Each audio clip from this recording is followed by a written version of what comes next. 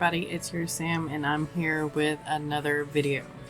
Today I want to go over some things that kind of hit hard with watching one of Jenna's videos. I will have the link up in the cards and down here in the description box so you can go watch that video and maybe join the challenge. So I want to go over 6 lies that writers tell ourselves, or 6 lies that we tell ourselves here as author tubers or as authors. And if you want to read along, there's going to be a Substack on the very same subject that is going to go live on Tuesday. So the 6 lies that I want to talk about that we tell ourselves as writers and authors, some of the few lies that we tell ourselves. There are plenty more, trust me, that I tell myself. I just wanted to tap into the 6 that I regularly tell myself, or that I hear others say a lot here on AuthorTube. 1 is, I can do it all myself. I've told myself that several times. I know for a fact that I need an editor, I need a formatter and all that good stuff. I've heard other author tubers say that they can do it all themselves. I know that we need beta readers and critique partners too. We cannot do it all ourselves, especially if we want to put out our best work, especially if we want to feel confident in it. 2, I'm not good enough. I tell this to myself a lot, and I've said it here on my channel as well. I'm not good enough to write my epic. I need to learn more. I need more practice. I need to write a couple more books before I start my epic. Yeah. Number 3, I don't deserve praise. I don't know what to do with praise. I don't know what to do with comments that say I'm good, or that they like something that I've done, or so forth. So I basically just say thank you and go on, and I don't dwell on it. But I should really hold those positive comments close to my heart so that I can help get over my self-doubt and self-loathing and my negative thoughts to myself. Lie number 4 that we tell ourselves: what I write doesn't matter. This is a painful one because it goes right along with I don't deserve praise and I'm not good enough, so what I write doesn't matter. Or I don't know what this story is about, I just like writing it, so what I write doesn't matter. There is a reason why you enjoy that story. There's a reason why others will enjoy that story. What you write matters. You matter. What you write is your voice, therefore it matters, right? Right. Number 5, I'm an aspiring writer or author. I'm not a real one. That is more painful towards yourself than you give it credit for. You are a writer. You are an author. And number 6, I'm gonna go here. Just one more episode, one more game, one more hour of doing whatever, and then I'll write or edit. Yeah. Famous last words right there. You'll thank me later for going there. In one of my other videos, I'll try to remember to link it up in the cards or down below. It's one of the videos that I did from the Carolina Writing Workshop. You have got to put down the remote. You have got to not do that one more hour. You have got to do the writing. You have got to do the work. Nobody else is going to write your words for you. Nobody else is going to have your voice. Nobody else is going to have your message the way you can tell it. And some of these lies take on different shapes too, because they build into this monster that is within us, and it is a self-doubt monster that can take on many shapes. One of those shapes is overachieving.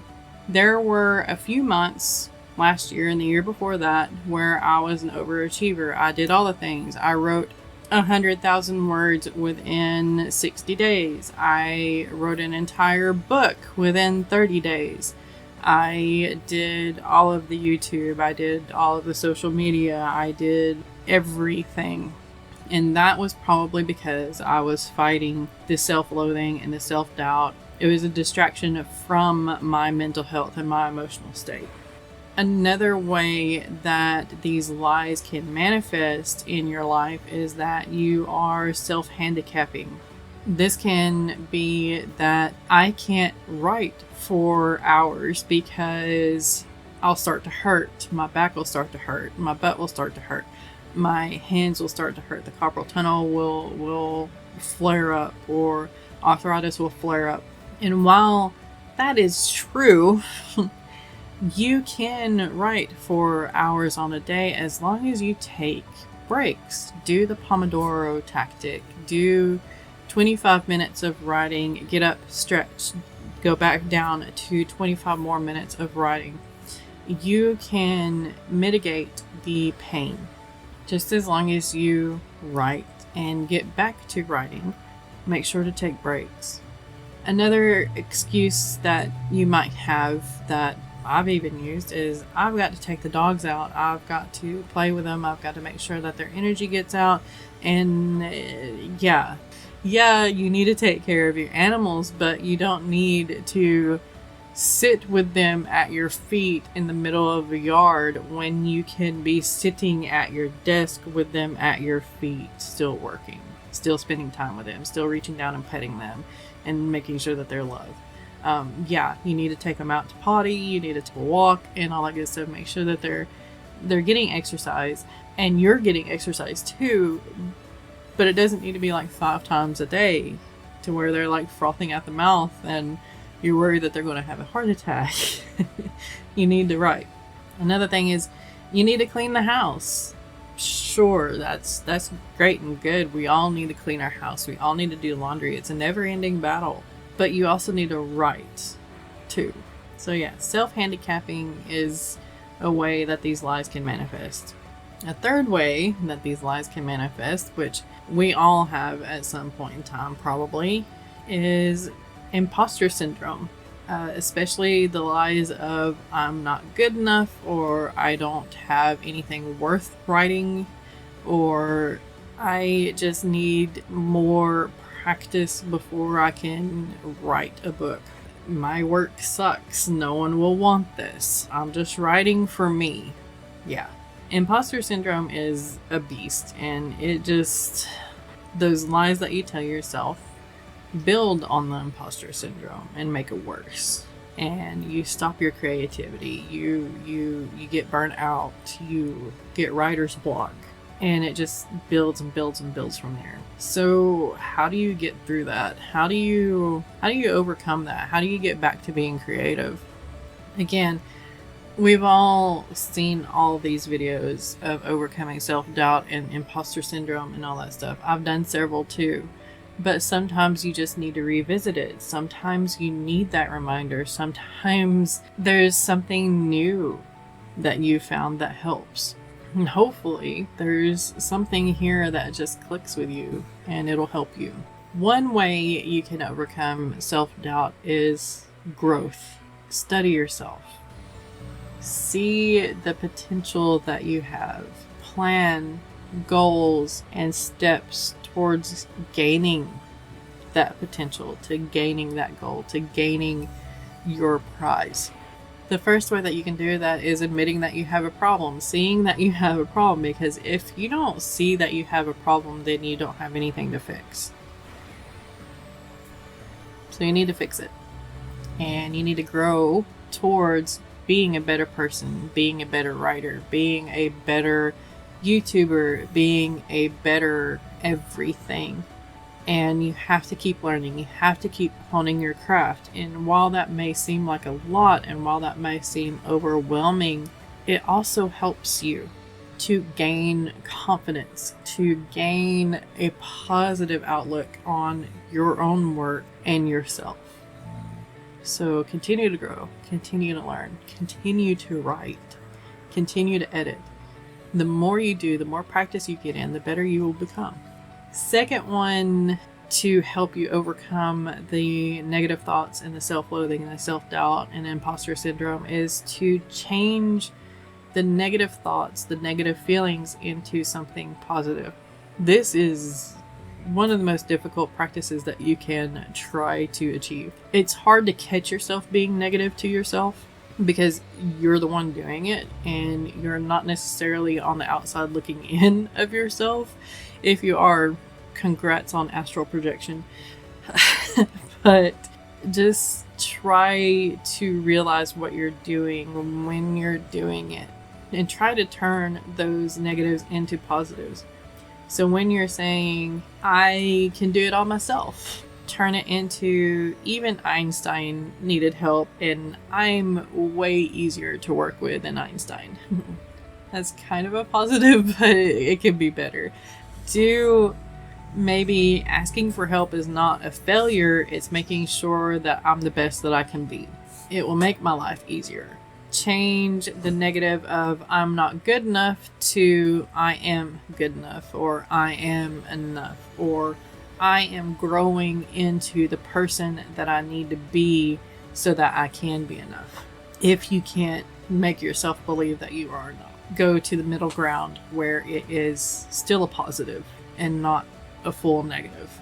Third thing that you can try to do is using affirmations. A lot of people journal of a morning, and a lot of their journaling is doing some affirmations, and that is great. That is an awesome exercise. Even if you don't want to journal, maybe do some self-affirmations verbally in the mirror every morning or every day, at least once a day. Or just verbally say out loud some affirmations.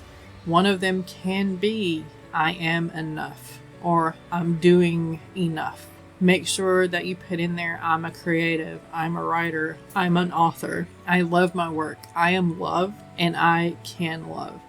That in and of itself can help you change the negative into positive as well. Plus, it helps boost your confidence in yourself little by little. It may seem idiotic at first and you may feel like a fool, but honestly, it does help, because once you get that positive momentum, you will continue to get that positive feeling. 4, have support. Build a tribe around yourself. Build a support network around yourself. Make sure that a lot of them are other writers, other creatives like you are creative, because they know what you're going through. They've felt it before themselves. Or if they haven't, then you can also help them whenever they do go through it. But they can relate to you and they can help you get through this. They can help you go back to your creativeness. Last but not least, build unconditional self-worth.